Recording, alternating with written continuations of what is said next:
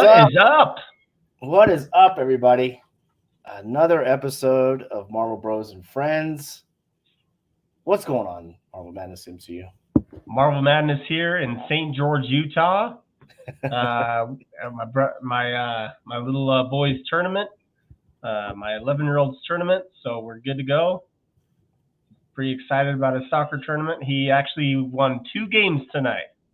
So tomorrow he will play one more game, and if he wins, then we're staying the whole weekend, and he plays on Monday.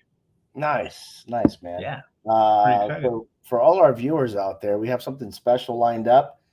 We're about to bring him on here in a second. An amazing artist in the Marvel community and a huge, generous heart that he has whenever he comes on.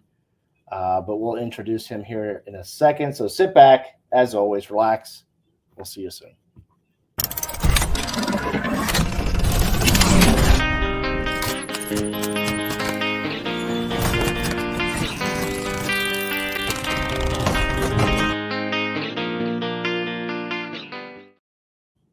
All right. So here we are. Yeah, we're back. Welcome, everybody. So, a couple shout outs. Spidey Hits is here. We got Kellen, my nephew. Elusive, what's going on? How are you doing tonight, buddy?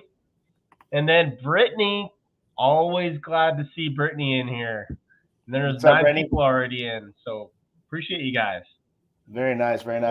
So without further ado, let's go ahead and bring him on. The myth, the man, the legend, Mr. Ash Gonzalez. What's up, guys? What's up, brother? What's up? Welcome to Marvel Bros, man.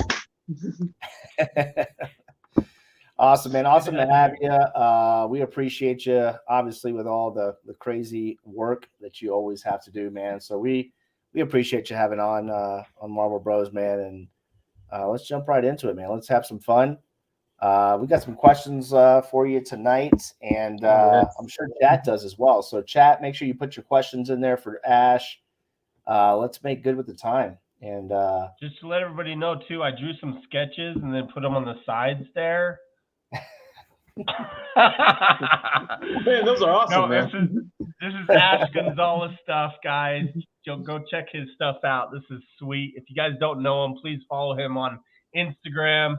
I'm sure a lot of everybody knows this by now, but Ash Gonzalez, great artist from Upperdeck. I am so happy to be friends with him and just have him here on the live. So awesome. Thanks for having me, guys. So let's get to the spicy talks. No, I'm just kidding. Let's do it. Spill the tea. No. So what's been happening? What's been going on? You've been busy with sets? What yeah. You, Ash? So I got one more set. It's pretty much killing me, but it's good.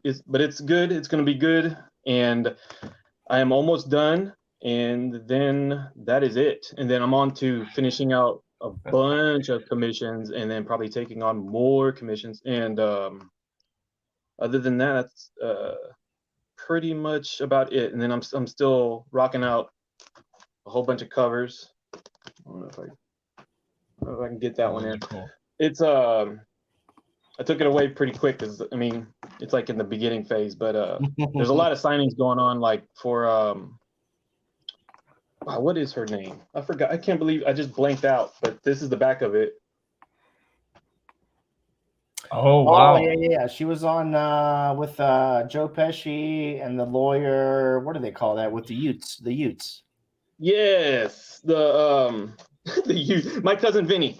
Yes, my cousin Vinny. Well, dude, that was like long ago. She's been on a lot more things than that. She was a Spider-Man's.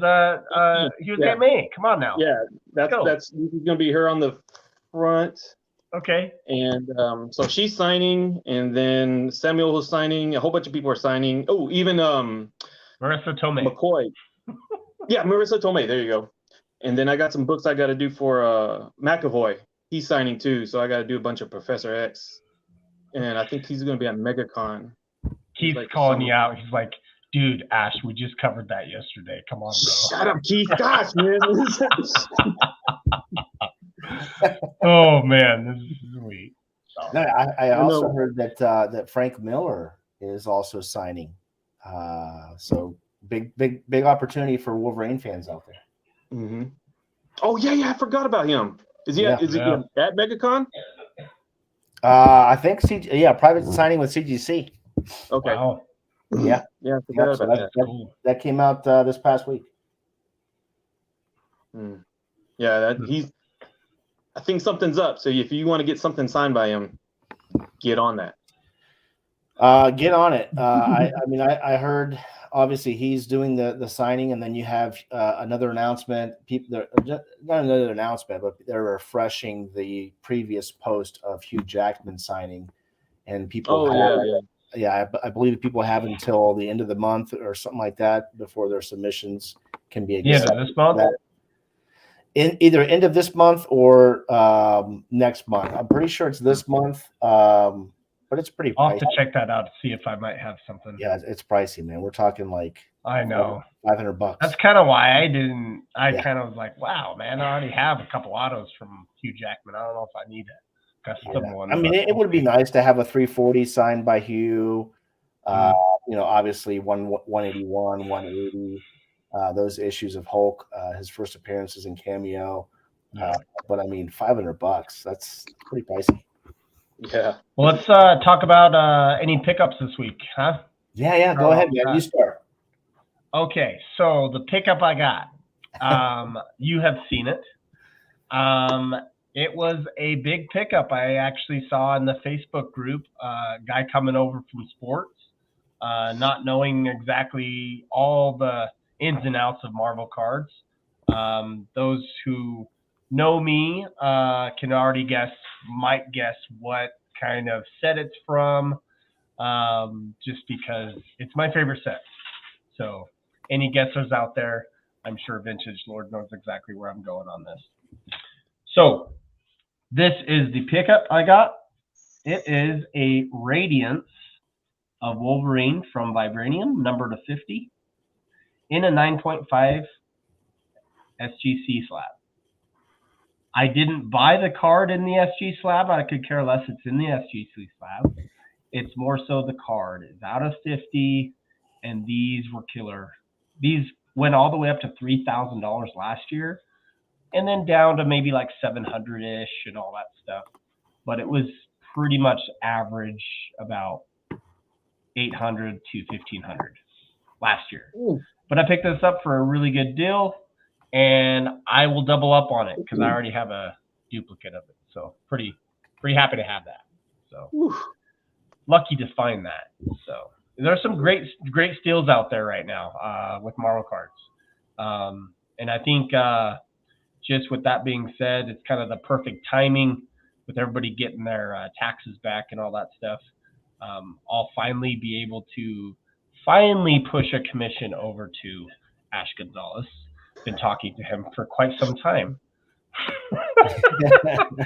But after he's done with everything and he's got some time, that's when he can do it. But we'll talk Ash. But yeah, for sure. That's all I got pickup wise this week. I do have a ComC order that I'm waiting on with probably about 25 Spider-Woman cards as well as one big Wolverine card. So that's about it. Probably in the next week or two, I'll get that back. Cool, man. Awesome. Yeah, man. All right. Make me fat. Make me big. What do you got? Make me a big head on the screen real quick so people can see. All right. You're big. All right, cool. So I had a pretty big weekend last week. Obviously, the biggest one that I picked up that everybody probably saw in my post was a second appearance of Dr. Octopus in a 3.0. Massive Grail book. Those who joined us for Roundtable. Yeah. It for me, I mean, I get all giggly inside when I have this book in my hand. I don't want to touch it because it's that important. It is a Grail book. It's not cheap, but I was able to obtain it, so I'm happy. I also picked up the first appearance of Sandman in a 4.0. Now, a lot of people don't like this cover. What's up, Scandale? lot of people don't like this cover because they just look at it and it looks like a comic panel. I think it's cool, to be honest with you, in my opinion. And then aside from that, like I put in my post on IG, it's an ASM 4. So it's not like we're talking about an ASM 40 or a 50, although 50 is nice. And it also has a date stamp, which I love about comics. It's from June 11th, 1963, that somebody in that time picked up a stamp and put it on the book, and it's instilled now, encased in this since 1963 on that book. So that's pretty cool. Wow. So that second appearance of Vulture. I had a 4.0 copy, but I was fortunate to get a 4.5, so I increased the grade that I had before. Second appearance of Vulture. And then the Raw books that I picked up, Tomato. So Ash, I'm gonna ask you this question. How do you feel about this book here? What do you think? Do you think this is the first appearance of Wolverine? It's 188. Is it the cameo of Wolverine and the first appearance is 181? What do you think? That's the first appearance, man. He's way in the back. I remember I went to a comic shop and they were debating this too. And the guy brought the book out from the vault, opened it up, and we were having this big debate. And he showed me, look, here's Wolverine in the back, the very end of the page. And I was like, yep, that's the first appearance of Wolverine. Now, if you didn't say the first appearance cover, yeah, 181. Yeah, 181. Yeah. Yep, he's walking right out there.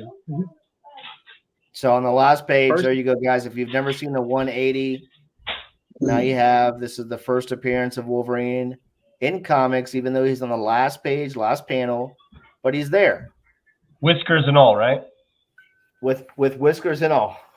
Whiskers and all, yeah. With whiskers and all. No, I just wanted to get your opinion because, I mean, there are, if you guys look it up, there's a couple of CGC books out there, early generation, that even state on the label that this is the first appearance of Wolverine, but yet because he's on the cover of 181, everybody wants to say that that's the first one because he's on the cover, yada yada yada. But then again, here I have another one for you.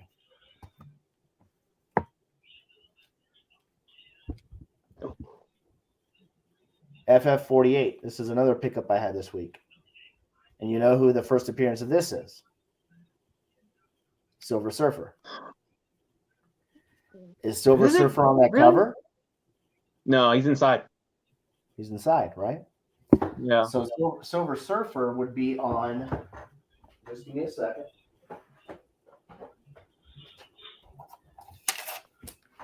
So Silver Surfer would be on this cover, which is issue 49. And it states right on the label there that this is the second appearance. The second appearance of Silver Surfer. Yep. Second appearance of Silver Surfer. First appearance of Galactus. First appearance of Galactus and Silver Surfer on a cover. But yet this is the first cameo appearance of Galactus, but yet first appearance of Silver Surfer. And neither of them are on the cover. So again, that's a debate to be had. I don't know what you feel. Like you said, you're probably on my side that the 180 is the first Wolverine. This is clearly on the comic, the first Silver Surfer. It's stated on every CGC slab out there that you find that this is the first Silver Surfer. But yet they want to still have the debate that this is not the first Wolverine. I don't know.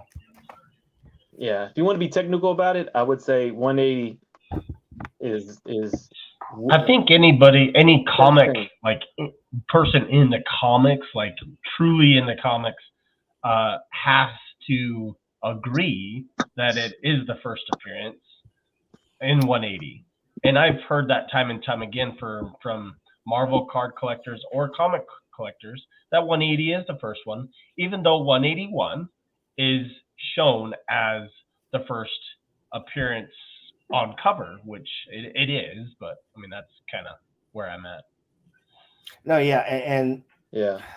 It's kind of like a double-edged But I would sword. rather have a 181 versus a 180 though, myself. Because he's on the cover, right? Yeah. And if you get it graded, you want to see Wolverine on the cover and all that stuff. But and I get it. A lot of people like that are out there. I guess I could rip out a page and do a page. People do that. Yeah. I mean, there's a lot of like gray matter there. A lot of collectors out there. If they all of a sudden tomorrow morning woke up and saw the news that, oh my God, everybody is now saying that 180 is the first appearance of Wolverine and their 181 just tanked in value. Yeah. They don't want to hear that. They don't want to hear that. But I just wanted to bring that up because it's always been a debate with the community out there. It's always been a tomato type of situation. If chat has something to chime in on there, go ahead, chat, and we'd love to hear what you think about it. We have 15 people in the room, so Vintage Lords wants a page, so that's good. He wants a page. Yeah. Has it, like, let's ask this in the chat then, because I've met Herb Trimpe before he died, like I think a couple months before he died, and I totally failed because I was all giddy and crap before, I was getting stuff signed by him, and I totally failed to not ask him his thoughts. So if anybody in the chat has ever met Herb Trimpe and had a discussion with him and asked him that question, since you did the covers, which technically 180 compared to 181, what's Wolverine's first appearance? If anybody knows, I wish I asked him at the moment, but I just didn't. I didn't think about it because I was getting stuff signed. I was happy just to see him. Yeah. While we wait on that too, Swish Rips actually wants to let everybody know he had something special sketch card from some artist that we just don't speak of, right? Except for tonight. You do a lot for Gabe's Cave, don't you? You do a lot for them, right? Gabe's Cave? What? You do a lot for Gabe's Cave, don't you? Like you do like a monthly thing? Oh yeah.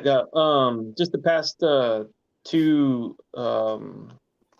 sets they had. Yeah, I did the last two sets and hopefully more.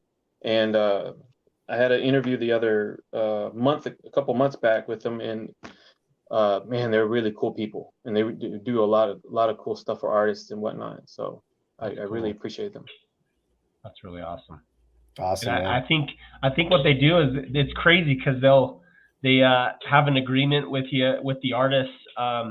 They'll give you a certain amount, and what they do is they'll go ahead and give all those sketches away in like giveaways, and they pay you because you're that artist, and then they'll take those sketches and they'll use it as giveaways. It's sweet. It's awesome. So helps you, and they just let you run, do whatever you want on them. That's cool. That's awesome. Awesome, man. Ash, I have a couple questions for you. What's up? Yeah. So, and without obviously giving away too much, but and you might have already talked about this on other channels, but I'm curious, just to kind of educate me. What are you kind of working on right now behind the scenes? What are you being active with? If you can answer that question. Yeah. And this could be personal, right? It doesn't have to be for like Upper Deck or anything like that. Silence. He's thinking. It's okay. So I mean, it's pretty much it's out and about, and everybody's been talking about it, and hopefully that set comes out until I'm done. But because I think I've talked about it with a couple of shows. My last set is MM22/23, if you want to call it, and I can't wait to be done with that. And I think I have a lot of cool pieces for that set. And then just my personal stuff is a couple paintings. I have one other big painting that I'm still working on for a gentleman in Australia, a really cool Thanos painting. And other than that, I fit like because I still between projects, I have a couple of sets from collectors that I like throughout my schedule, I fit in 1 or 2 cards in the morning when I wake up at 5, and I consider basically a warm-ups, but I fit in their projects, and then I get on to the main project, which is Masters, that I try to finish out, and then I finish off the day with any covers that I need to finish off with. And then if my hand doesn't fall off by then, I'll go cook dinner. But other than that, more of the other personal back burner stuff that I have planned. I'm hopefully be done with it by San Diego, so I can have a lot of new stuff there concerning original paintings and stuff and whatnot. Because I used to do, like I said, 8 shows, give or take, and then I trimmed it down to 5. But now I just do 1. But now this year, since COVID's kind of faded away in a sense, I'm gonna do San Diego 1 more year. And then, because those last 2 years, it put a lot of gray on my head. It's a very exhausting show. It's fun. It's very fun. You do a lot of good networking there. But it's a very exhausting show. Like once I'm done with the show, I'll probably sleep for a week and then get back into gear. Yeah, because it's a very daunting show. I literally, man, the first time I ever went, it was back in, I think, 2009. It took me 1 day just to do half the show, and then which was a Thursday, and then Friday the other half of the show, and then Saturday, which is the mecca of days, I did finished out stuff that I thought I saw but I didn't see, and then it just kept going on from there. Sunday was like, oh man, I thought I saw that, but I missed that, and it was a lot of cool stuff. And then there's a party on the outside of San Diego Comic-Con, and then it's a whirlwind of a show. And then hopefully COVID didn't knock it out too bad. And then that show, and then I think that's about it. I have a couple other shows that I'm thinking about, but I'm not too sure. And you mentioned the other night maybe Dallas. Oh yeah, I forgot March. Okay. That's just 1 day, so it's kind of like a day trip.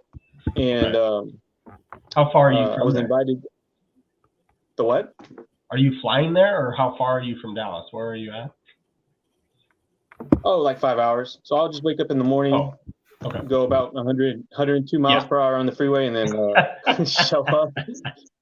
Nice. Show up, and then hang out with who invited me, and then we'll get to going on that show, and then I'll probably head back. For sure, man. That's awesome. So, yeah, what is your for our viewers out there? What's your favorite character? Spider-Man. That you would like to draw? Spider-Man. Yeah. Okay. Spider-Man all the way. I'm glad I'm not really into. I would be if I probably wasn't an artist card collecting, because I'll probably be competing with Spidey.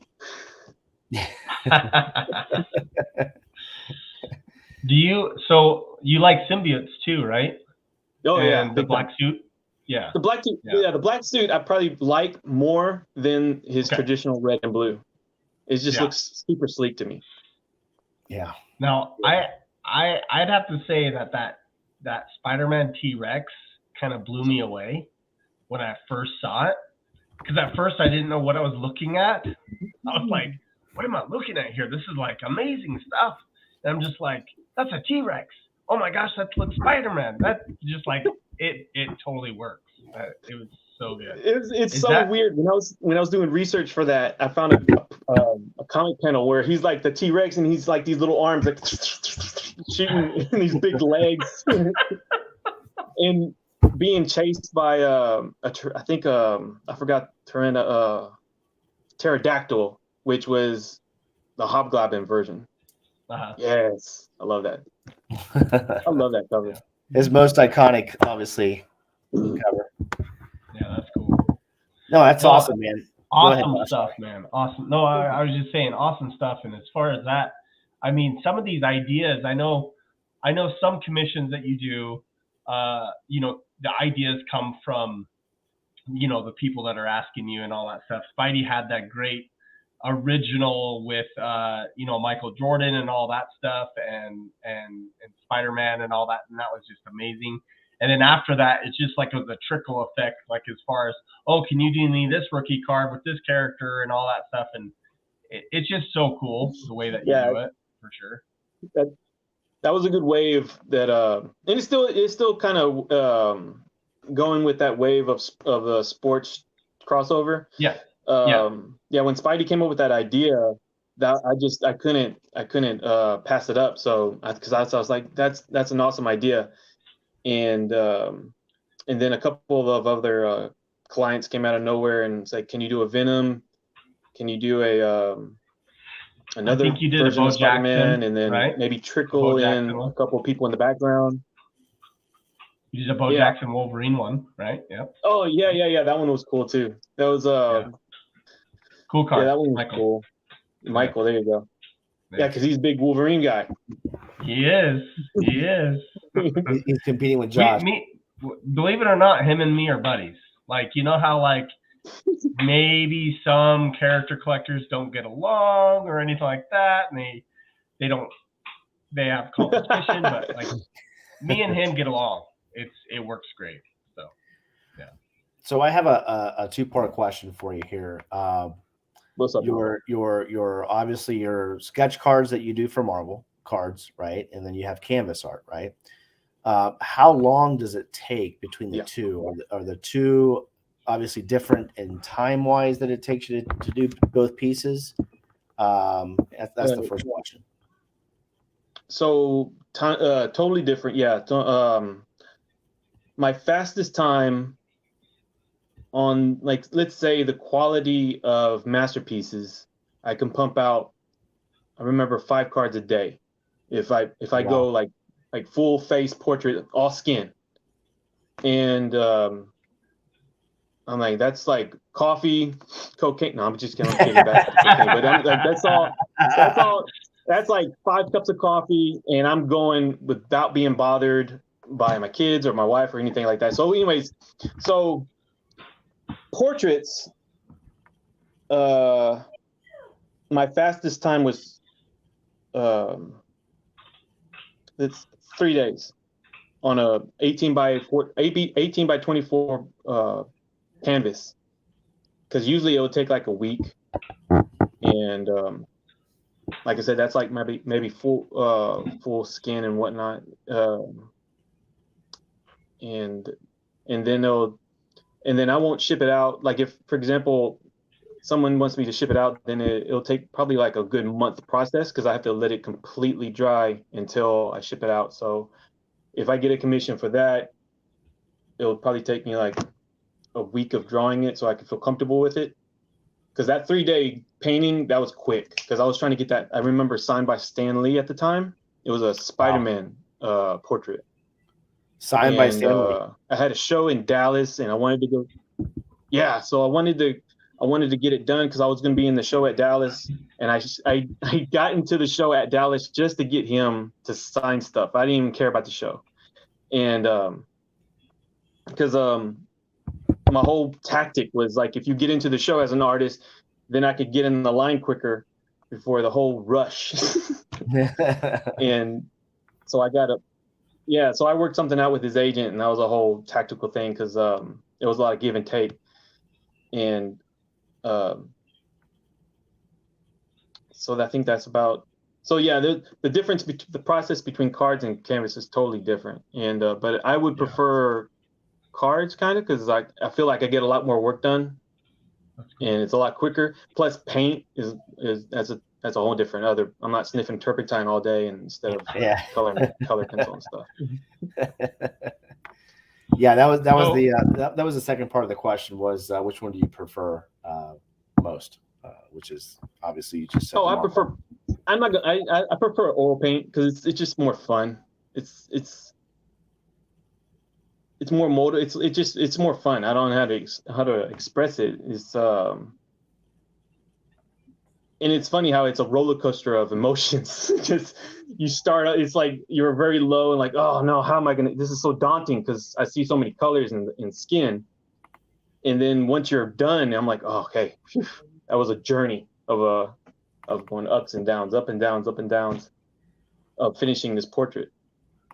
So on your sketches, what medium or mediums do you bring out like that, the uniqueness of the shadows and the darks and all that stuff? What do you use for that? Color pencil. Is it? Okay, cool. Yeah. Yeah. My brand of choice is Prismacolor. Okay. And then if I need to bump up the highlights, it's just some paint. Okay. I rarely So use a lot just... of paint. Like the most I ever use a lot of paint is No, go ahead and finish. That's fine. Oh, the most I ever use paint is backgrounds and the foundation of a suit, and then I finish it off with the rendering of a pencil. Okay. And like the ones that have like black backgrounds, those are what's the background? Is that all just black pencil, or is that something else? Or are there black That's backgrounds? all paint. Yeah. Oh, that's all paint. Okay. All right. Yeah, that's all. Yeah, that's all flat base paint. Because if I want to color on it, then I don't have to worry about a gloss. Okay. And so I mess with flat base paint and yeah, and then plus cool. I like the effect. Yeah. Well, guess what? Like a lot of people do. So obviously, right? And it's shown because I think you're a busy guy when it comes to commissions. It's pretty sweet. Yeah, pretty busy. Yeah. But that brings up another little point that I wanted to bring up that I had previously talked about. I do want to say that there had been in the past, you never were on 2018 Masterpieces, were you? No. That's people approach you with, right? Yeah. No. People approached you though with that card stock and said, "Hey, can you draw me this? Hey, can you draw me that?" And you drew it on it, right? To be technically, I have never been presented with that card. Oh, okay, all right. But if I was presented with that card, me, not the purchaser of the card, the client of that card that had bought that card or got that card in some way or fashion and came to me and say, "Hey, can you draw on this card?" I'll be like, "Yes, I will gladly draw on your card because that is your card. You purchased that card. That is your ownership of that card." Correct. And then we will strike a deal. So do you remember what card stock you drew on for that, the Michael Jordan basketball one that Spidey gave you?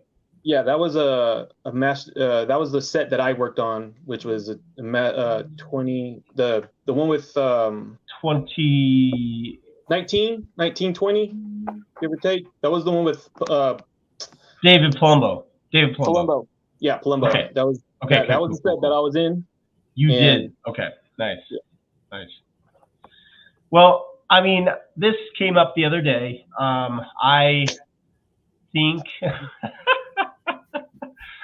there has been some talk of just collectors thinking that it was not the correct thing to do or anything like that.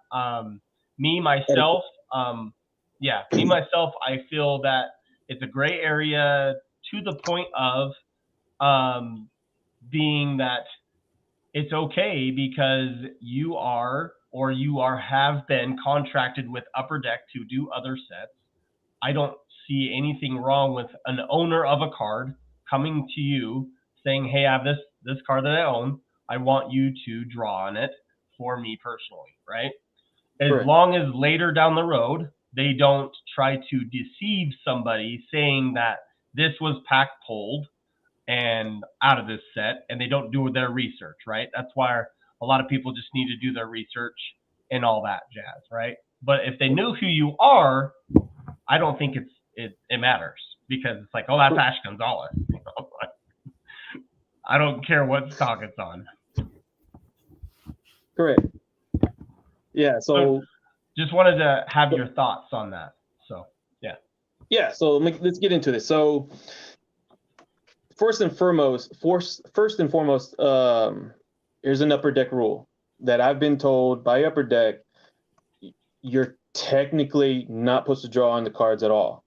So it's like not an unwritten law, but it's just like you don't do it. Now, that's based off a card that they thought I purchased. Now, I could have that wrong, and I'm going to get a bunch of messages from Upperdeck tomorrow, and I could be correct. I could be totally corrected, which I have been in before. But either or, this is a business between a client and an artist, and it's going to happen no matter what, because I don't know, and I don't care to know, but you've got people out there that have blanks. Somehow they get blanks, and that's cool. And however the client gets that blank from that other person, that's however that happens. And if that, I don't understand, if that client, they like an artist, they want their art on that card because they like that card of whatever set it is, then that should be fine. And that's just business. And it's going to happen. I mean, you can't tell a teenager, oh, don't do this, and they're going to go do it. I mean, it's just going to happen. Right. Yep. And it's like, I hate to say this, but if Upperdeck doesn't want that happening, then they need to tighten something up. But I mean, I don't think that's going to happen or it's going to stop. I mean, really, technically, you know how you have like a blank comic and an artist can draw whatever they want on it, you know? Yeah. And you don't see Marvel coming after that artist because that book's going to get sold. They're all, you go to any group, sketchbook group or whatever, they're selling the and you don't see Marvel coming out, hey, cease and desist on that character, you can't draw that. No. And even you see McFarlane, he does a sketch on that blank cover. You're not going to see Marvel coming after McFarlane. Hey, where's our cut? Nah, man.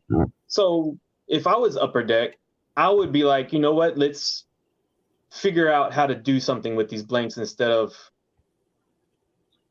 I was about to say tight ass, but I mean, just don't be kind of strict, because oh man, this is starting to get technical because this gets into the realm of how Upperdeck is towards artists. Yeah. And if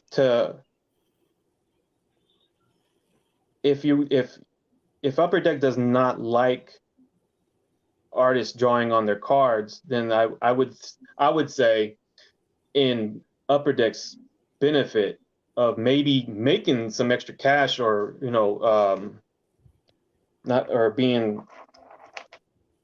I think they should treat it like blank comic books in some way. I don't know how. Yeah. That's not for me to know. I got too much other stuff to mind boggle that out.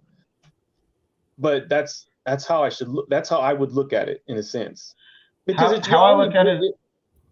Huh? No, what I was saying is how I look at it, right?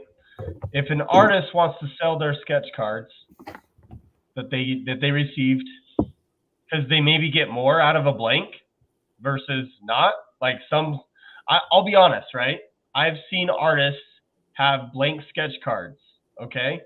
And they say, hey, I'll do that. And it's like, okay, how much and all that stuff. If they're like an up and coming artist or a new artist, they only get like $60, sometimes $60 to $80. I'm just saying, on different, obviously different sets are different pricing and all that stuff, right? But at the same time, sometimes they could probably sell that for $40 more online as a blank, and people would snag it more than that. Maybe that's why we're seeing blanks at that point, where is because the new artists get more money that way. I'm not positive. But at the same time, those blanks are given to that artist to be able to commission their work. So if they choose to sell those blanks, they're giving the opportunity to some other artist to put something on. And I totally think that is cool, because that just helps you as a collector get something else that you would rather have this artist do, right? Yeah. I would never go to an artist and say, hey, can you sell me a blank? that should not happen. That should never happen. If you No. go to an artist, you just need to do that. But if that comes in your possession a different way, a blank, then you should be able to do, as the owner of that, whatever you'd like and whoever you'd like to do that with. And I think if Upperdeck wants to change something like that, they just need to pay you more, because you guys deserve. Those who put in the work deserve more work. Yeah, that's a right? given. So that's how I think about it. So, and that's a good way of thinking about it. I don't know how Upperdeck does their thing, and but that's fine. I mean, I just go about with the flow of things. Yeah. And I'm very grateful every time Upperdeck gives me a contact and offers me a set and whatnot. And and we appreciate you too, sir. All the time. and Derpa said something here. Yeah, he said flat out all artists need to be paid more for their work. We all know sketch cards are a part of the big hunt and ripping packs from these sets, which drives up their revenues. Oh, those who are joining in, I am in a hotel room, guys, not in a closet. I'm in St. George, Utah, a tournament for my boy, so I'm not in a closet or anything. That's funny. Even though it looks like it, I guess.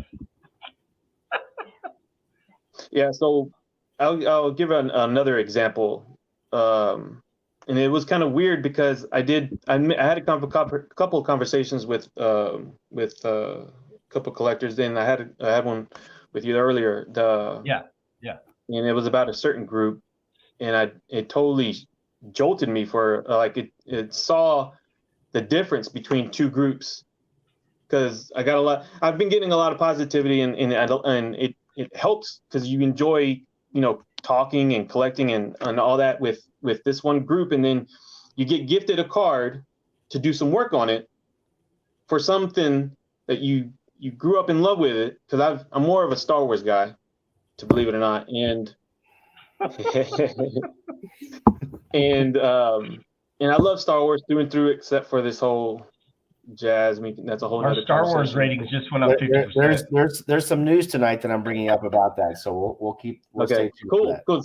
I'm all for that. And so, all right, let me backtrack. So, because I'm also a Disney guy, and I worked in the company and all that jazz. So, and I love Disney through and through. But you would say I love classic Disney more. And so before Disney bought it, I love Star Wars, and I still love it. But man, I just fell off with the other stuff. So if you know what I mean, yeah. So when I got presented with this card, I was so excited, and I only got 3 of them. 3 of them. That's it. And I didn't know what year this was and whatnot, and I really didn't care. I just did the card, and I went through all these images, and I picked the favorite ones, and I've been wanting to do it. And so my first one was the Princess Leia. And I was in a couple of groups, and then I posted it just to show off the work. I wasn't trying to sell it or anything.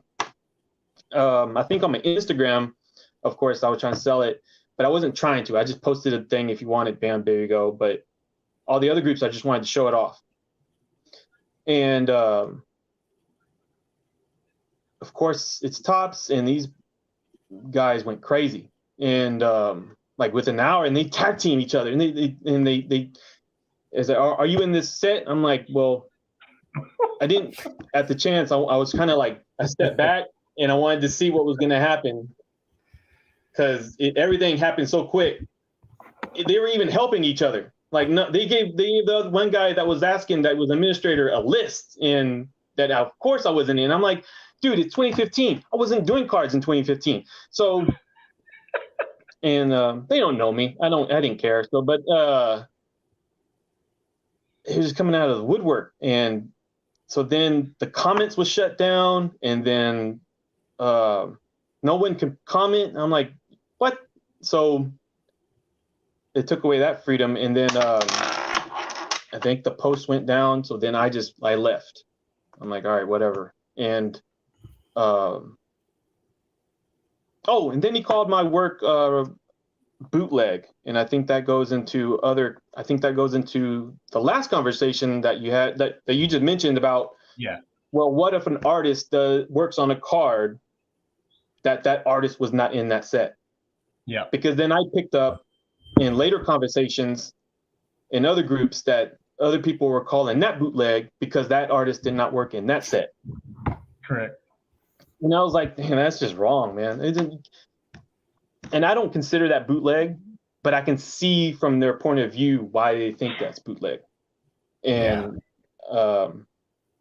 maybe taking it a little too serious. And I was just trying to show some art off and actually test the paper, because the paper is way different. I would pick Upperdeck more than Masterworks, because Masterworks, it had a different feeling. It was more slick. If you want to be, because I'm looking at it from a technical aspect, and it's more glossy. Yeah, it's more glossy, and it didn't really. It worked fine. The art came out great. It was just a little more glossy, but either way, the community was just wild. And then on other groups, I was asked again, like, were you ever in this set? And I'm like, does it matter really? Does it really matter? It doesn't matter. Yeah, that's to me, that's petty. That's where you need to be like, opinion.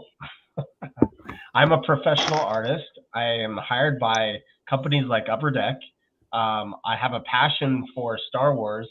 These came to me as a gift. It wasn't anything that was malicious or anything. And I professionally do this.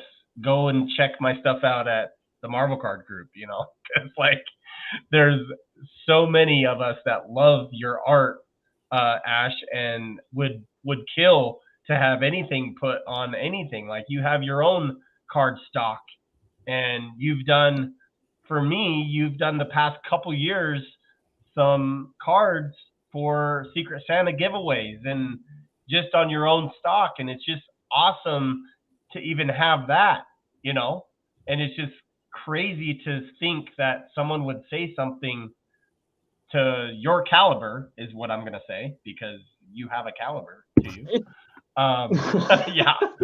To say that, like, bootleg type thing, like, that's just like unheard of. And so I don't know. I just shake it off and just move on and just go with the flow. Yeah. Like I said, I didn't say anything in that conversation. I backed off and I just let them talk and then do all their admin stuff and whatnot. And I didn't even say,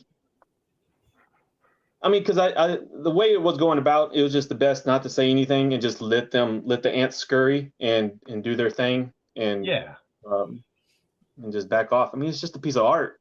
Just no one. It's okay. Well, and just to give a little bit of light on things too, collectors usually like their commissions done on specific cardstock.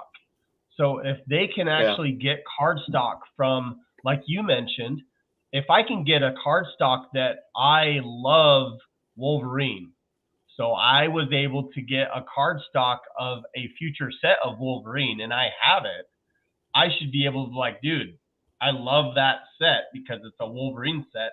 I want someone specific to do a card for me, and he may not be part of that set. I don't care, but I have it and I own it and I want it the way I want it, and it just shouldn't be something that they should dictate, So much agree. There you go.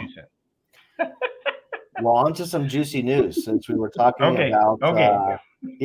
Let's go ahead and transition. All right. Let's bring up some news for you. Thank you for your words, Ash.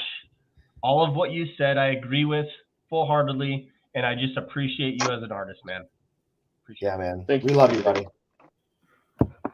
Oh, thank you, man. I appreciate y'all. Everybody in the group, everybody in this Marvel group is the best, and everything's positive. And I can't say much about it. I've always tried to compliment everybody in every little show I've ever done.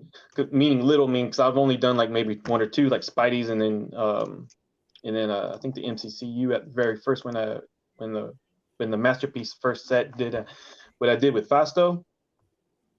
But other than that, let's get to this news. Feige, what's up? No. MCU. Mr. Feige's in the news again, guys, this week, and there is some smoke, and where there's some smoke, there possibly could be some fire. Apparently, the rumor is that Kevin Feige is going after the head job over at Disney as well. So he will be in charge of not only Marvel, but all Disney shows and Star Wars. What do you think? That's a fake rumor, man. It came out today. I looked at it and I was like, holy moly. I mean, can you imagine this guy that has completely turned around the Marvel movies for the past 10 years and now is wanting to go after more blood and more fame than he already has accomplished over at the MCU side? With these talks, with the CEO departing so abruptly over at Disney and Bob Iger coming back after a retired few years, it kind of makes sense that someone who's being successful with the movie side and the show side to maybe give him a shot over at the other platforms, right? What do you think? Well, I've said it myself time and time again. If someone is passionate about something and they want to improve it to the point where they want to put their name on it and they want to make it so it actually is something that fans love, I mean, go for it. You know, like that passion is the only thing that saves things. You know, and I've brought up the example of Ryan Reynolds in Deadpool with Hugh Jackman Wolverine. I mean, just that little thing right there, that passion is going to show how that movie's going to be. So. Yeah. Ash, what do you think? Man, it's a big stretch because I remember when I heard about how his schedule is with just doing the movies, like within when he wakes up to like at least 10, he's had already like 20 meetings and they're all about movies. And wow. It's just mind-boggling to think if it is, let's just say it is true. He can't be Moses, man. He's gonna have to get somebody. He's gonna have to. Well, what I'm thinking is maybe he has this MCU on lockdown, and he's been molding somebody behind the scenes to kind of take the reins a little bit so that he could venture out and do other things, right? So it's possible, right? Maybe at the end of the day, he has his apprentice. And he will be communicating with his apprentice regarding MCU or Marvel-related news while he focuses on trying to bring up the Star Wars. Because let's be honest, Star Wars has tanked year over year with these new movies. And all of a sudden, Dave Filoni and Jon Favreau come over, and all of a sudden they're reviving that space again. Andor. Mandalorian. Awesome. Now the Ahsoka series is coming up in the summer. You have Thrawn in the mix. I mean, it's going to be massive. And if you have even a Feige kind of helping Dave Filoni and Jon Favreau along, it could be even that much more massive for the Star Wars fans out there, right? So if he has an apprentice that is, let's say, theoretically, that is doing phase 4 and 5, fire that dude, or not a good apprentice.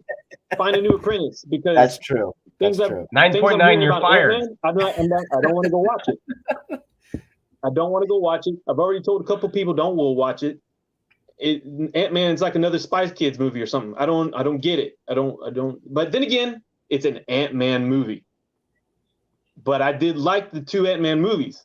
But when I heard they didn't have my boy in there that does the whole monologue in his own, that's the best part, and I love it. And he's not in that movie, so I'm not going to go watch it. And fire Kathleen Kennedy, and then put somebody in there that's gonna all be about story, and that's it. And bring back the legend stuff, and get rid of all this other jazz that's just messing with the story of Star Wars. And then Disney, that's a whole another mess I can't talk about, because that's just They just need to keep the people that are in there that have the passion to be able to do it, not somebody that's just running it as a job, and we probably saw a little as a bit of business. that. Yeah. Yeah, we saw a little bit of that with I feel She-Hulk, and maybe some I'm not trying to not support women in the workplace, but I mean that might have been something that went that route that just brought up that She-Hulk just didn't survive, didn't pan out to what they wanted it to, and so I feel with some of the newer moves that Disney's been making, I think are smarter moves, and we'll see what happens. So We'll Yeah, see. Yeah. absolutely, absolutely. I mean, listen. I mean, Ash mentioned. You said it, Ash. They just have to remove some of the stuff that wasn't working. Now they have some stuff that's working. They got rid of Kathleen. They got rid of the CEO at Disney, the prior CEO, and now Bob Iger's back, who was successful from 2005 to 2015. Let's see where it goes. Right? I'm a Star Wars fan through and through. I grew up with the first trilogy of movies back in the day, and I watched them a gazillion times because those were actual movies. You have George Lucas, who is a god, a genius, and we just need that type of mentality to come back and keep it simple, not try to make it so crazy out of whack. Just make it simple, entertaining, what people liked in the past, and they'll do just fine. So, was there anything else in He the made those from MCU news passion. that you saw? Oh, go ahead. What's that, Ash? Go, Ash. Oh no, I'm saying I was bouncing off of Josh's comment, because he made those movies from passion. It wasn't a job. It was a job, but it was a job that he wanted to do from passion. It was a passion project, and that's what, just like Josh said, that's what they need to get back into it. Yeah, absolutely. One more thing in the news this week before we move on, and we'll touch on it because you just mentioned it, is Quantum Mania. So we're not going to give away any spoilers for those that haven't watched it. All I know is it should have been called King. Yeah. Quantum Mania. Ash brought it up that there were certain actors that should have been there that made Ant-Man movies what they were, right? The comedic side. Whereas they kind of revolved it into, like, instead of Ant-Man and the Wasp, it was more like Kang and Quantum Mania, right? I mean, I guess it's a move that they're trying to make Ant-Man more serious in this film to kind of try and kickstart the Phase 5 and kind of get people more involved in the MCU, because obviously Phase 4 was a dud, in my opinion. I think everybody thought Phase 4 was a dud. Even the movies were mediocre, I think, at best. They were entertaining as always. I'll always watch the MCU movies, but they weren't that pow, that excitement, like I need to watch the next film type of deal. I think you guys have your opinion on that, but that's my opinion. What do you think, Ash? I don't know if you have seen the movie, but from the reviews out there, it seems like it was more of a Kang movie than it was Ant-Man. Yeah, so I've already spoiled myself through and through without watching it, and so I pretty much know everything, what happens at the end, and all this jazz, and I've gotten a lot of opinions, and then I formed all that to make my own. It was one guy mentioned one good thing. What made the other, like the Thanos trilogy, you can call it, like basically that whole phase with Thanos in it. They slowly trickled him in and made him a force to be reckoned with, and built him up to be this threatening menace. Kang, it's like from what I've only gathered, that he's the only one that saved that movie. The movie is not even saved from what I'm hearing, but he's like the best part in it. and you're not going to be happy about it. But it's just like they didn't even do I wish they would have done that part from what I know that with Kang, because it sounds like a mind warp of what is going to come later on. But then I always go back to this Feige we trust, and I just hope there is a some kind of end result Feige to we this. trust. I'm like, wow, okay, I get it. And then So- because when I didn't like, what was that Ultron movie? I didn't like Ultron when it came out, but then when I went back and rewatched it after all this Thanos came out and everything, I was like, I can appreciate that movie a lot more, and I like it. Well, what people don't, a lot of people don't understand what Kang is. So Kang, there are thousands of Kang variants, and a lot of people don't understand Yeah. how Kang moves through all the different timelines to where they're just seeing one version of Kang right now. Kang's going to be with us for the next two and a half years, right? So maybe this is just the start of us seeing, obviously, this version of Kang, but there's many, many more versions of Kang that we're going to see in the coming movies, coming episodes of shows with Loki season 2.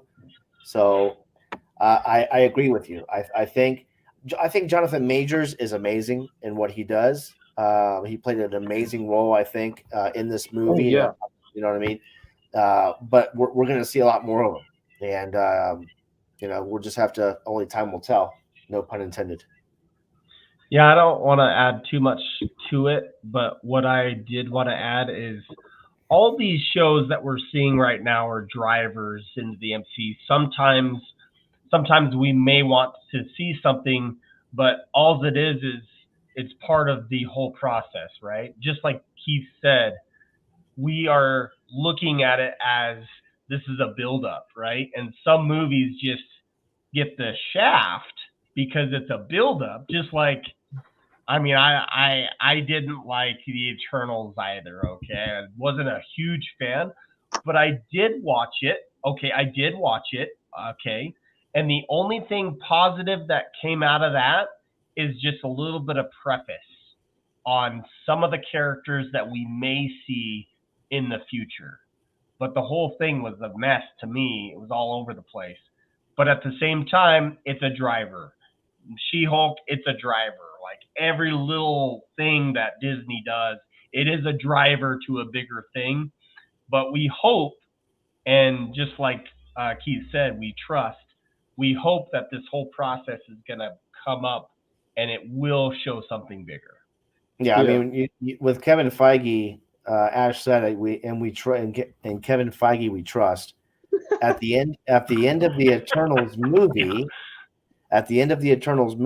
that being that they defeated became Genosha Island, and in Genosha Island is where animanium is found, which is what Wolverine has, right? So these are all puzzle pieces in the mix to later on bring out how Wolverine gets his animanium and where it comes from, and all that stuff is going to tie in.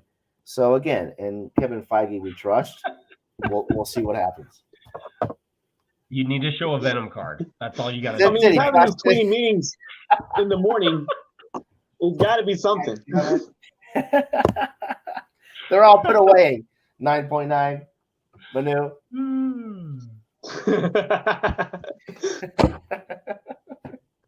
All right, there you go. Boom. You got it. That's a premiere. That is a premiere 20 out of 50. What is it? 2017? 2019. 2019. Okay. Nice. He said, "Dang it." Ooh, that's 1990 variant. 2013. Yeah, 2015. Signed, right? Yeah. Nice. That's the signed version. I know my camera sucks. I don't have the nice HD. I can't afford the HD camera. All right, Ash, I'm going to put you on the spot real quick. What's up? I have had conversations with Dre, and he has shown me he does collect some Marvel cards. Oh! Do you, as an artist, have any Marvel cards and you collect them? Yep. I have Spider-Man metal. Nice. Very nice. Oh, I posted it a while back, a picture of how many I bought. I think I bought like 9 boxes. I went crazy. I bought everything on the shelf at Walmart. I did not expect it, but I've been checking every day. Was it the blasters? The blasters, right? Those were fun to buy. The blasters? Yeah. Yeah, the blaster boxes, because I can't go out there and get a Spider-Man metal box. So I went to Target like every morning for a week. And I was determined, so I got that itch, I got the hunt.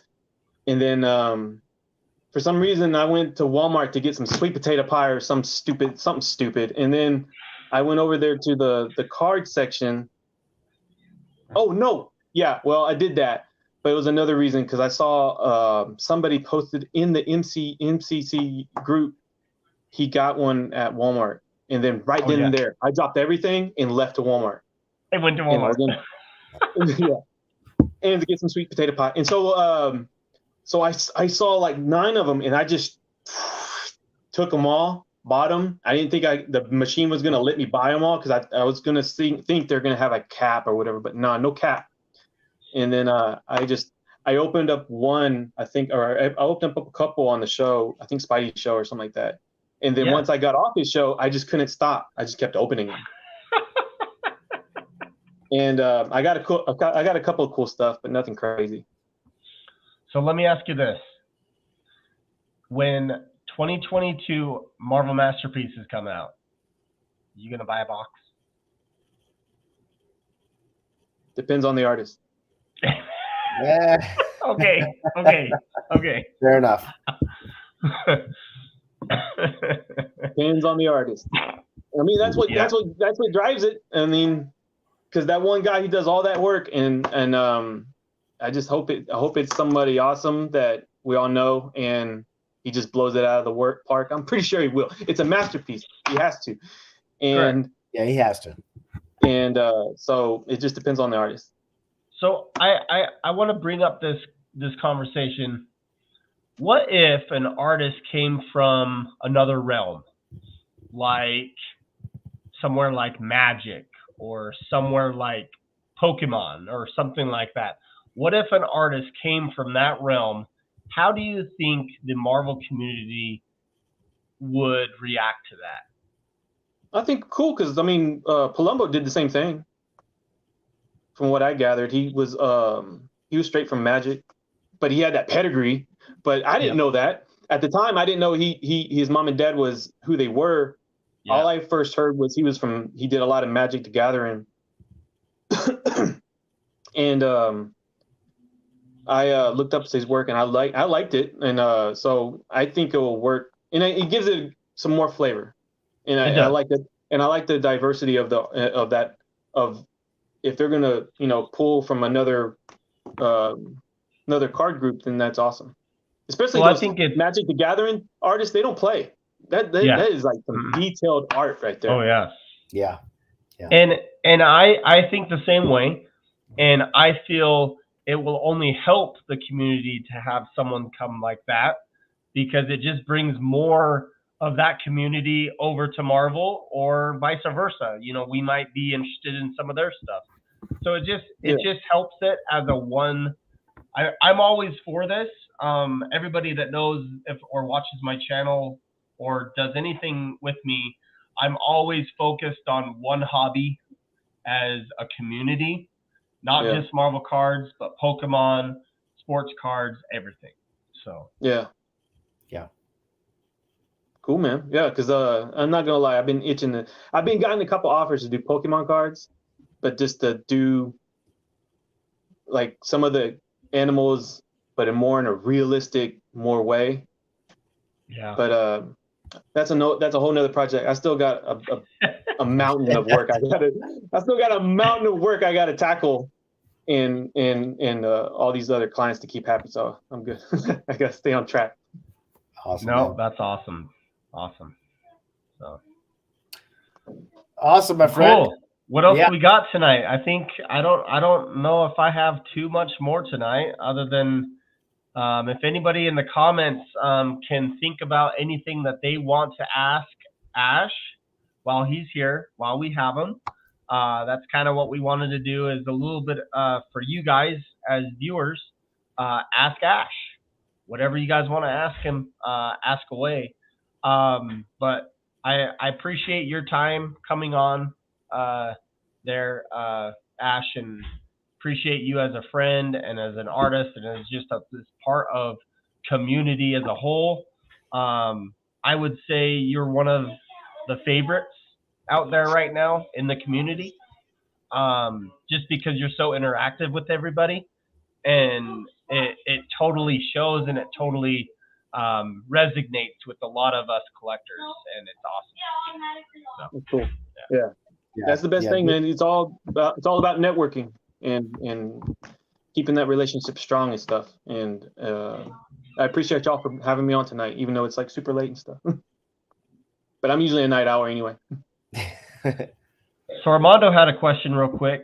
What's up? Let me see. If you were asked to do a whole future set like Unbound, is that something that you'd be interested in? Yeah, of course. Maybe even give this question on top of it. Not just Unbound, Marvel Masterpiece 2026, Marvel Masterpiece 2028. Heck yeah, man. I'll take that on. Yeah. Awesome, man. You hear that, Upperdeck? You got it. Right here, Probably someone be 30 that's by the very time I'm talented. And you know what? I want to add one more thing to this. It's all about sometimes Upperdeck picking the artist. Why can't one of these times with Marvel Masterpieces, why can't us as collectors, The community. let the community pick? Look at that. So just food for thought. I would love to have Boris and Julie back Nice. from '96. Yeah. I mean, that would be amazing. I mean, they had Joe Jusko do 2016. Why not have Boris and his wife come back? And let them fly, like let the peacock fly, because I mean they'll work. It would be the way things are in this atmosphere, and because I had to, because I remember I saw a one picture and they had a cleavage, and I was like, wow, let the cleavage fly, and because you really have to tone some stuff back nowadays. Yeah. And Upperdeck says these are for the kids, but I'm like, there's no kids collecting this. No. There's no kids collecting this, man. You can't afford this. So. But I get it. I totally understand it. But man, I love. He said he wants you to do masterpieces in anime. No. Boris's stuff is just off the chain. I mean, those images, and like you just said, who's going to be able to afford it? That's a kid that's going to pay $1,500 a box or $1,200 a box. Come on, let that puppy run. Let it loose. Hey, I did want to bring up this. I know for the week, real quick too, is pricing on Marvel cards. Those who are negative Nellies on Facebook, I'm going to call you out right now. Those who complain about a box being $125, where there's boxes out there that are $400 to $500. Just bear in mind, some of these sets that are coming out, I mean, the Allegiance set was $125 when it came out, and it's got holograms. What are you asking for? What price point are you asking for? Because I'm just telling you right now, as a Marvel card collector, anybody that complains about $125, I don't get it. I really don't. And then they're thinking, oh, we should have these. These should be the prices of every set. I don't know if everybody saw this, but it was actually a specific post that Upperdeck Entertainment did about a price of this set being about that price, $125, stating that their sets like Marvel Masterpieces being that price, it's not going to ever happen. It'll never happen. You're up in the night is pretty much what the post was telling other collectors. But I just want to let them know that you know, a lot of us collectors like these Marvel cards, even if it's a basic set. I mean, I still like all the Wolverines from any set that comes out, and I'll open it for fun. And so I think that's a great option to have these lower end sets come out and have these price points. I was all for it, and I bought a couple boxes. I was glad. Yeah, good luck trying to get Marvel masterpieces for $125. Yeah. Never, See, even never. Let's put Ash way more knows. than that Come on blaster boxes. Man, If no, man, I Ash spent way did, more than that I'm on blaster sorry. boxes. Yeah. If Ash did a Marvel Masterpiece set, guys, it wouldn't be $125 a box. It wouldn't be $200 a box. It wouldn't be $400 a box. It'll probably be $500-600. Okay, $500-600. That's a pre-order. That's pre-order. That's starting pre-order Pre-sale. Yeah, that's pre-sale. Oh gosh. All right. Any other quick questions? I think Crockpot had one for you, Ash. What is your process when painting? Do you see the image in your head before you start, or does it involve you lay lines? Yeah, does it involve as you lay the lines down? I see the image in my head first. Model it out from a model. So I draw from life, and then because that's how I was just taught. And then sometimes I lay down pencil, but not all the time. Sometimes I just go straight into rendering it, and that's what kind of sucks because some clients want to see like their pencil layout before the card goes down. And I can get that so they can like see it, but sometimes that doesn't really say anything because they can see the pencil and they're like, ooh, but they don't see the end result. Yeah. You gotta see all the way to the phase 6 and you'll be happy. If that makes any sense.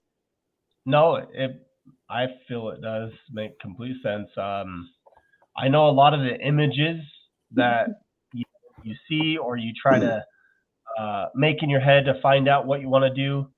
You'll look at other art out there of the characters, and a lot of artists do that, where they'll look at something that has already been done, but they'll look at another image and they'll get more of an inspiration on it, and then it'll just come to you, you know. And so I feel, and I have a little bit of artistic side to me. I didn't go to school, but I've always had that in my mind. And so with me, I've always needed to look at 3 or 4 pictures if I wanted to draw something. I wanted to look at something, or even a three-dimensional toy or statue that I'll look at and be able to draw from. And so I feel having something like that is only going to help your envision to do something. And I'm not even a professional artist.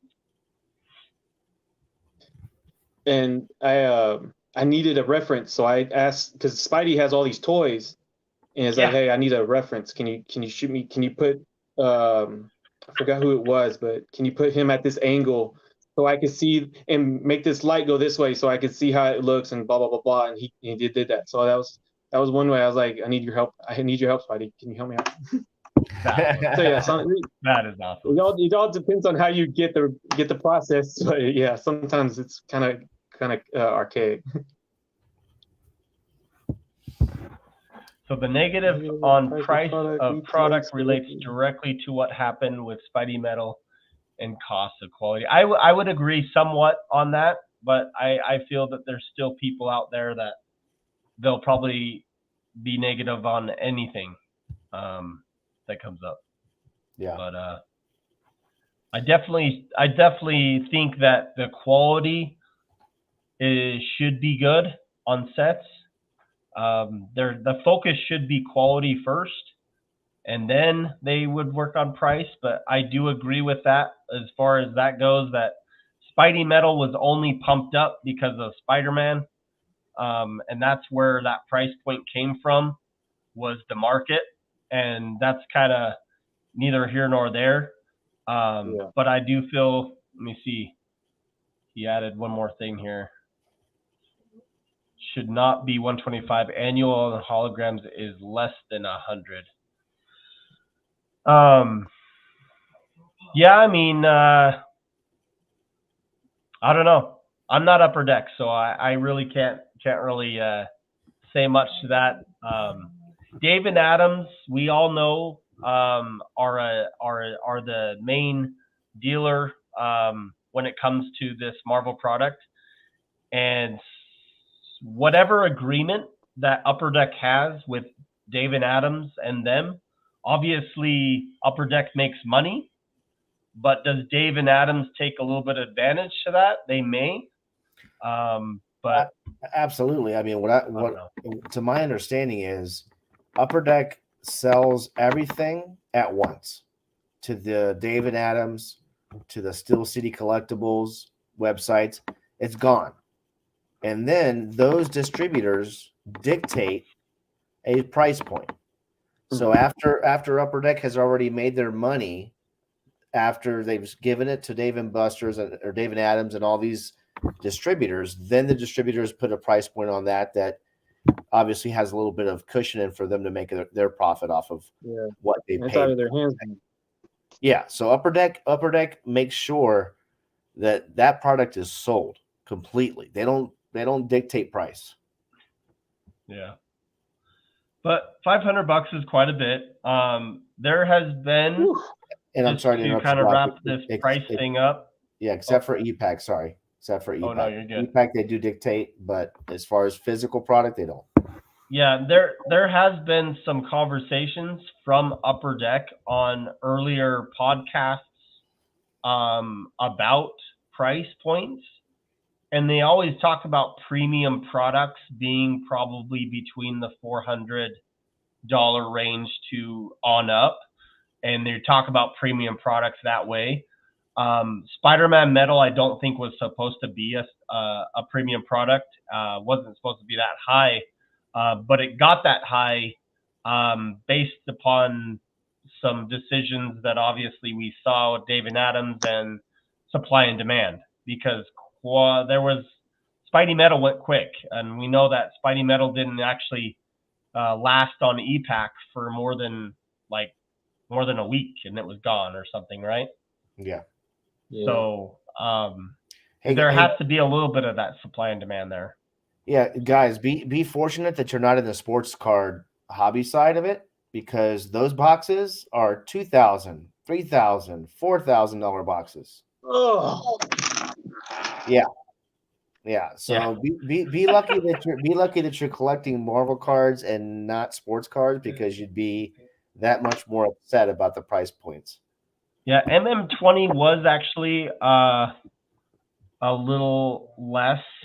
It was about that. I think EPAC was about that price at $350. I don't know what it was on a pre-order of any kind. I know Black Diamond. I never got the pre-orders of Black Diamond, but I did buy it at $400 flat from my local LCS when it came out. And then I think it was 400 something on EPAC. Yeah, PMGs might have had an effect on that as well. Yeah. So. Yo, I have a quick question. Yeah. Since you came from the sports, and it goes back to the first the question that we had like a long time ago, because I was getting curious about museum stock. And would you have the same feeling if, like me, somehow got my hands on museum stock and then I just showed it off? And how would you feel about that? And I haven't touched sports cards at all. I mean, I'm coming from Marvel, so like Upper Deck Marvel side. Yeah, is that kind of at the same realm? In the sense of what, like sketch cards for sports? Yeah, like if I did a portrait of Bo Jackson or King Griffey Jr. or something like that. So I believe that it would be monumental for that to happen in the sports card world. Why? Because you don't see it. You don't see artists Okay, sketching yeah, because sports players. I mean, I would love you to do me a portrait of Mickey Mantle or Willie Mays or Jackie Robinson. Yeah. You know, the Iconics, right? That would be amazing for me to do a pack pulled from Asher Gonzalez of Mickey Mantle. That card could be worth tons of money, but it could also have no price point. It could be priceless because it's an actual sketch that we don't ever see in sports cards, right? You might be onto something, my friend. So what one thing I do want to add to this as well, just because I've seen sports guys come from sports to Marvel, is when they see the back of the card and it says 1 of 1, they freak out. And they're like, "Holy cow, this is a 1 of 1. This is a 1 of 1." It's like as Marvel, you're like, "Well, yeah, duh, it's a sketch card." Yeah. But like they don't know the whole realm of that. And so I would say that that's why that's why sports guys don't know how to price, sketch cards quite a bit. I mean, even some collectors don't price sketch cards like they don't know how to, and everything like that. It's really hard because obviously it's whatever that person values it at that's going to purchase it is the value, and I always reach to some people in the hobby that know quite a bit. Everybody knows Keith. Keith has a big, huge collection. He's one of the moderators on MCCW Facebook group. But he knows a lot about sketches, and he knows a lot about values and what that sketch card artist is meant to have. And I would say it has to do with the love that collectors have for them too. Because, I mean, Ash, your commissions, obviously, when you're busy, your commissions are probably a lot higher, and it's like, you know what, I don't have a lot of time. It's going to be this amount, and it's like that's my time worth doing it because I'm so busy. But you demand, and I fully agree with people that are pretty popular like yourself to demand a little bit more for your commissions because you can. Everybody loves your stuff. So, and you deserve it because of what you did, the work that you put into that to get to that point. Yeah. And so I feel that sketches. Go ahead. No, I was just saying passion. Yeah, I'm agreeing with you. I'm like, because yeah, a lot of work. I like even if it's a low tier. I don't know how it will be a low tier like a set. Let's just say Crow. Like no one. I didn't expect anybody to like come out and like I need that Crow set. I'm gonna buy Crow set. But it's not like I'm gonna lose quality on doing a card on the Crow set. I'm gonna go still rock hard on it, or a Space Jam. I mean, I didn't want to fall 2-tier because these guys got to look cartoony, but I wasn't gonna like lose quality or like, oh yeah, Ash is falling off the wayside on his quality. I mean, it just doesn't. It wouldn't make sense to me. And of course, if I'm a brand, I wouldn't want to lose my brand. I mean, if you want to look at it like that, because I mean, if I don't have my quality in my work, then I'm not going to be able to stay in this game long enough. It's just that kind of way. Yeah, totally agree. So Awesome, great, brother. awesome. Thank you so much, Ash. You're an inspiration to a lot of us. Yeah. No, we appreciate you having you on, man. No, thank you. Like Josh said, ditto. You're amazing at what you do, man. We look forward to future projects and future shows that you're doing with the community. We appreciate all that stuff, brother. Guys, if you don't know who Ash is, make sure you follow Ash. You're on Instagram, right? Just go ahead and let everybody know how to find you. Right there. There it is. Fine art by Ash. Fine art by Ash on my Instagram, and I'm easily accessible. And I'm rarely on the Facebook, but I'm on Messenger easily. You can just message me. Oh, by the way, are y'all gonna be any of the card shows in March? I don't know if I'll make it to March Dallas show, if that's what you're asking. Yeah. I am wanting to go to the May show for Dallas. Okay. So Yeah, I'll be at the Okay. I would love to meet up with you, but I don't know if I'll do the March. I think more so for me, it's going to be the May. So yeah, I'll be at the Mint Collective next month, which is here in Vegas. Okay. Yeah, there is a Mint. It's all good. Yeah. Cool. But awesome. Well, we can have you anytime. always be another right? show. Yeah, absolutely. Yeah. We can do a show anytime, right? Have you on. No, we appreciate you. Hey, thanks, Cool, guys, man. Well, thank you very for much. joining in. Appreciate the chat tonight. Please let us know what we can do for you guys. And until next time, enjoy collecting or whatever, or Marvel cards, baby. That's what I like to say. See you guys.